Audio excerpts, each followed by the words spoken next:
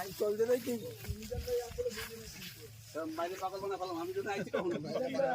3 ঘন্টা বসে তোলকে 3 ঘন্টা বসে আছি। আমি 3 ঘন্টা বসে ছিলাম, এখন ভালো নাই। এমন রাস্তাঘাট আমাদের।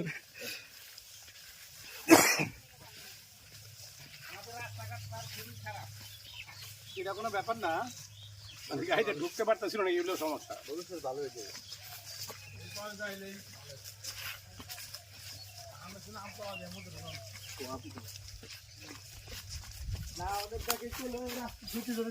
রাস্তাটা ভালো, এটা যে কেদা এটা তো আমি জানি না, এদিক দিয়ে তো আহি, কিন্তু তো আমি জানি রাস্তা কেমন। আমি প্রতিদিন এবার 2বার 3বার করে এই যে রাস্তাটা আসছে। এইটা মনে হইতেছে যে 7 দিন হইতে আসতেছে, এমন একটা ভাব।